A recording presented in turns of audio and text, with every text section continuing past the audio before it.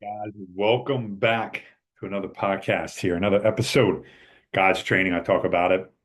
And through this time that we've been on this, that I spoke about this with the introduction of what we're going to cover, a whole bunch of different topics to, what the body only knows. Okay. And that's survival. And you have healing and adaptation off of that. And one area that I wanted to get into, where I think every single human being should start to do. Okay. And that is outside training. Okay, I do it with a thing called the Earth Strong workouts. Okay, they're based on spiritual, mental, and physical breakdown because we do them in any climate. I mean, I usually have one a month, typically in the spring, summer, and fall. We'll sometimes go twice with a couple big ones sprinkled in where we have like, an hour and 45-minute workouts. July 4th, Memorial Day, Thanksgiving, around the Christmas time. We'll do longer workouts. The other ones, we tend to do 45-minute workouts, get them in, get a hard workout in, done. But outside training is, I think, something that so many of us are missing right now, that our adaptation process and why so many people are sick, and I'll get into this in another episode, is because our bodies have become so accustomed to this inside world that we live in. So think back, okay, to our ancestors. Our ancestors didn't live in these beautiful houses. Our ancestors most likely lived in some type of hut system, maybe caves, things of that nature, where they had to get their warmth from building a fire, where they worked the land, okay, to get what they needed. Okay. They weren't going to a gym to work out. They were getting the workouts through being outside. And I think that's something that we've lost. And I'll get into this as well, our DNA. It hasn't changed throughout history. They've traced it back and they can trace every single man from one man, every single woman from one woman. That's Adam and Eve. It's as simple as that. But what we've done is we try to change the adaptation process to bring comfort into everything we do. Nobody likes to be uncomfortable. You make it a little too cold, it's too cold. It's too hot. Everything has to be this perfect temperature. The unfortunate thing in life is that's not how life is. Life is not perfect. Okay. Life is very chaotic, very messed up. But we're trying to bring this perfect thing in here and we're messing it up. And with the invention of AI and all these robots, that's what we just constantly try to do. It's going to destroy us if we don't start taking back what our bodies are craving. Our bodies are craving to be outside. So I take an example myself. If I ever start to not feel good, I go outside immediately. I'm talking about within the first 5 seconds, I start to feel different automatically. Okay. Even if I don't feel well, I go outside and it's a totally different thing. Even if it's cold out, hot out, doesn't matter. The body feels so much better. And everybody should feel that same thing. Now, a lot of people don't because they complain about the cold, they complain about too hot. But if they just allowed their body to relax and get to a calm state and understand this is how we're supposed to be, they would feel much better. Such as I've asked people, I said, um, two places that you could go. Where do you feel the best? 90%, maybe 80 to 90% say the beach. The other, the woods.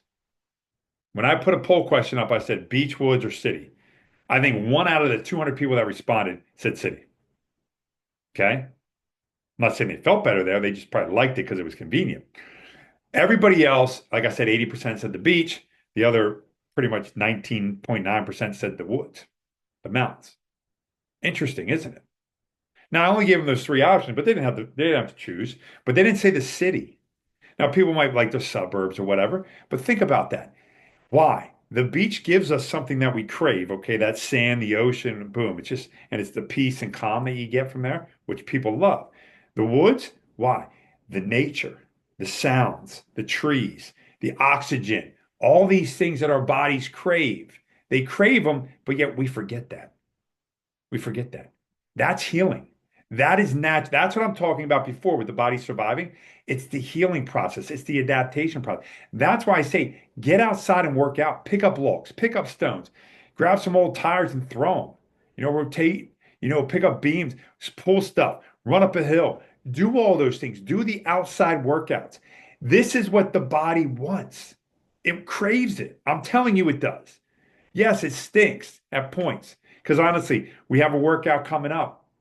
That's in winter. It's cold. It's going to be cold. It's probably going to be 15, 20 degrees out. We put the hats on, we put the gloves, and we go out and we work out. But when people are done, they all say the same thing, like, "Oh, I'm glad I came." We go at 6:30, 6:45, 7 o'clock in the morning, we get it in. But they all say the same, they always say the same thing, man, I'm glad I came. Because that is what the human body wants. We're stripping it by staying inside. We're stripping it from adding all this comfort to it. We're healing, but we're not healing the way God intended us to, not the way the human body wants us. Like I said, we're always healing. We're constantly. I'm healing now. You're healing. You eat, you're healing. You walk, you're healing. You're sleeping, you're healing. But how are you healing? If you wake up miserable and cranky and you don't feel well, then there's an issue. I have kids that are constantly sick. They're sick in the winter, right, for a couple of days. Then they get better. Then they get sick again. They get better. They get sick. What is going on? Parents, this is on you. You have to start to get your kids to think differently. The positivity of life, but also how do we heal? If your kid's constantly sick, it's not some germ that is causing these sicknesses. Okay. We always want to run to a germ. Okay. There's something deeper going on, and you have to get to it. It's because we're not allowing the body to heal correctly. Listen, I'm all about recovery. I train a lot of athletes and a lot of clients. And I talk about recovery days. A recovery day is not to me is sitting around doing nothing. A recovery day is actually moving, just doing lighter stuff and doing different things. That's a recovery day to me because that's what the human body wants. Human body loves this. So as you think about what you're going to do here, okay, and as we continue on this God's training type thought process, I want you to think, where do you feel the best? If it's the beach, then get there. And I understand, hey, we don't all live by a beach, so it's sometimes more difficult. I understand. But then create it in your mind, create it in your head. Okay, this is what I'm going to feel. Okay, I'm going to go outside even though it's cold, and I'm not going to be freezing and uncomfortable and upset with life. No, start to change that mindset. Because when you get all stressed out and stuff, the cortisol is released, and cortisol is not good. Okay, it's a stress hormone. We don't need all that. You got to relax it. And that's what the beach does. That's what the woods do. They relax that stuff. And that's why we feel better. But we can do that naturally. But we're not doing it because we live in these climate controlled facilities constantly. That's how we train. That's how we do everything. I have people that come to me and like, man, your gym's a little cold. But after 2, 3, 4 minutes of warming up and getting going, man, they feel great. And then they walk outside and guess what? It's not such a huge temperature difference because my gym is cold. I'm not going to lie to you. It's like 55, 60, 65 degrees tops. I mean, if it ever gets 65, it's because a lot of people are in there working hard, right? But it's not these 70-degree things that these people come into. They're, hot as all get out. And then they go outside in this 20-degree temperature and they're like freezing. You know what I mean? We don't have that. My people do not drop off like that because their body's accustomed and have adapted to the cold environment that I have here. That's the process we should all be thinking about. Everybody tells you to sleep, and we'll talk about this as well, how great it is to sleep in like 62 degrees. Think about that.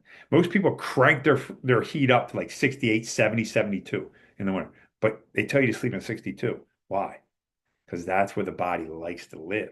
But when we put it to 65, 70, oh, I feel comfortable, but that's not where the body wants to be. Even when it's awake, it wants to be in a cool state. Something we need to think about, okay? Survival, healing and adapting. And I wanted to expand on that healing and adapting part a little bit more, where we should be and why I talk about outside training and why training outside is so important and why I do these earth storm works. And if you're in this area or want to get an actual workout and reach out because you can come and experience this with other people who push themselves, go against the norm, get their body to be uncomfortable, but then eventually it becomes comfortable because that's what it wants. So, guys, have yourself a blessed day. Reach out. Let me know what topic you want to hear from, what I can look up, what I can research, and what I can do. Okay. It's all about God's training. All right. We got to start figuring this out. Be blessed and God bless you guys.